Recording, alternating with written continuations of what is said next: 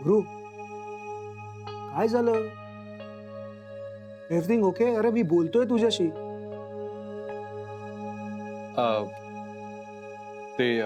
अरे बोल ना. मला सांगतोयस ना, मग एवढा विचार का करतोयस? बिंदास बोल. प्रॉब्लेम असेल तर आपण सॉल्व्ह करूया. आनंद, ऍक्च्युली मी घर विकतोय.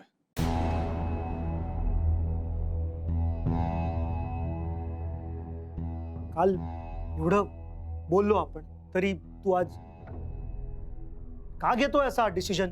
माझ्याकडे दुसरा पर्याय नाहीये आणि शनाया ऐकायला तयार नाहीये. शनाय, अरे या शनायाने ना तुझ्या डोक्याची वाट लावली आहे यार. अरे मी सांगतो तुला, ऐक माझं. ही शनाया एक दिवस खरंच तुला रस्त्यावर आणणार. अरे कळत का नाही रे तुला? And trust me my friend, हे मुंबईमध्ये स्वतःचं घर असणं म्हणजे खूप मोठी गोष्ट असते. ते विकून आता परत नवीन घर घ्यायचं म्हणजे परत ते लोन आणि काय ते झंझट, प्रॉब्लेम्स. तुला समजत का नाही आहे यार? अरे तू समज ना यार.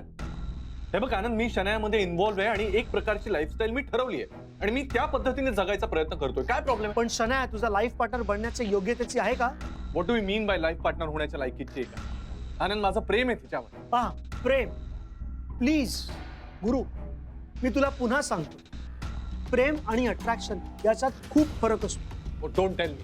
आता ना मला परत ते प्रेम आणि अट्रॅक्शन यातले फरक नका समजवत बसू. ओके, मला ठरवू दे की आमच्यामध्ये प्रेम आहे, अट्रॅक्शन आहे की अजून काही आहे. तुम्ही सगळे ना तुमच्या पॉइंट ऑफ व्ह्यूने याच्याकडे बघून मला सल्ले देत नका बसू प्लीज. ओके, शनाला सोड बाजूला, पण घराचं काय? तुझं घर जे तू कष्टाने घेतलं होतंस ते घर. अरे घर म्हणजे नुसत्या चार भिंती नसतात रे. प्रेमाने, आपुलकीने, जिव्हाळ्याने ते घर बनतं, जे तुझ्या बायकोने, राधिका वहिनीने बनवलं. हे सगळं तू विकून टाकणार? आनंद, माझ्याकडे दुसरा चॉईस नाहीये रे. Oh yes, you are just left with bloody one choice and that is Shanaya. हे बघ गुरु, जर तुला माझं बोललेलं आवडत नसेल तरी ऐक, अजूनही वेळ गेलेली नाहीये. Please please think about it, please.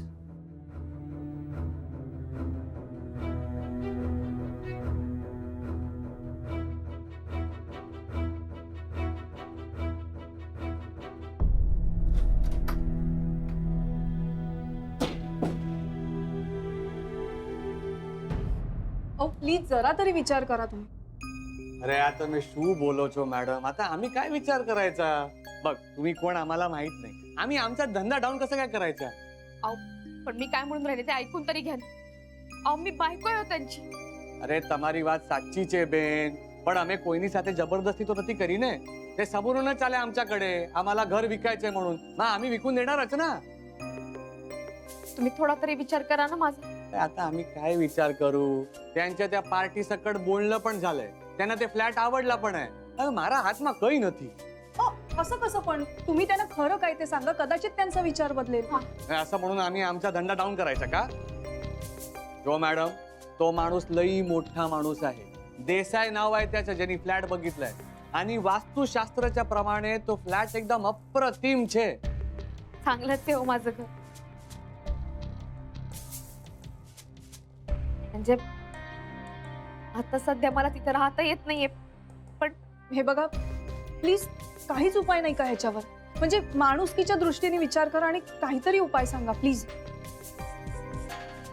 अरे आता मी काय सांगू? बघा, मी एक काम करतो. मी तुम्हाला त्यांचं नाव आणि पत्ता लिहून देतो. तुम्ही बोलून घ्या त्याच्याशी. ह्याच्यापेक्षा जास्त हेल्प मी तुमची करू शकत नाही. अरे आफ्टर ऑल आमचा पण बिझनेस आहे ना, समजून घ्या ना.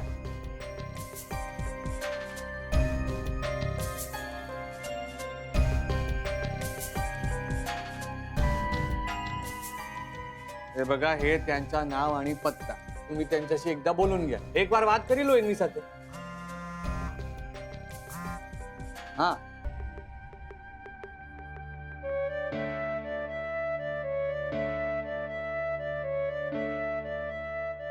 माझं घर वाचवण्याचा हा एकच प्रयत्न उरलाय.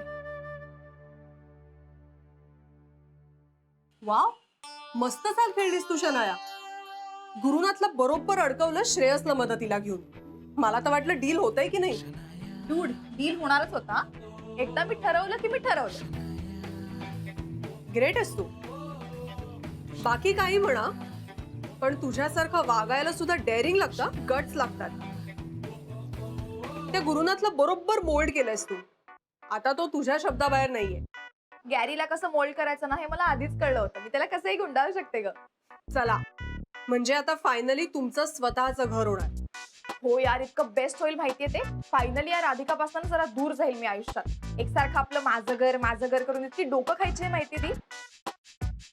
आणि बरं आहे, आता तिकडे क्लेम करायला तरी येणार नाही ना ऍटलीस्ट. हो. आणि सांगू तुला, खरं तर मलाही रिलीफ मिळाला. का? मी इथून जाणार म्हणून? नाही ग, राधिका माझ्या घरातनं जाणार म्हणून. अरे हा, मग तुम्हीच जर का इकडे नाही राहिलात तर राधिकाला माझ्या घरी राहायला काहीच मोटिव्ह नाहीये. तसं तिच्या लाईफलाही काही मोटिव्ह नाही. स्वयंपाकाशिवाय येत आहे काय तिला दुसरं? बघू ना आता काय करते, कुठे राहते ती, की तिचा भाऊ नेतोय तिला घरी. बघ ना, एवढा सख्खा भाऊ तिचा, पण त्यानेही तिला त्याच्या घरात ठेवलं नाहीये. ती वहिनी खूप हुशार आहे. तिने बरोबर ओळखलं की पुढे काय होणार आणि म्हणूनच स्मार्टली स्वतःच्या घरातून तिला आधीच बाहेर काढलं. आता ती इकड नाही जाणार, म्हणजे तुझाही त्रास गेला आणि माझाही. एका दगडात दोन पक्षी मारलेस तू. हा?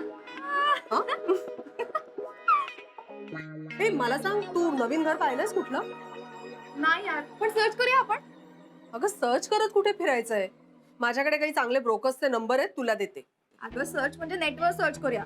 मला काही ऑसम साइट्स माहिती. Please just check this out. Really? Please बघू. Yes yes yes. That is place in Goregaon. हां. आणि ते ना लमसम मध्ये पण द्यायला तयार आहेत.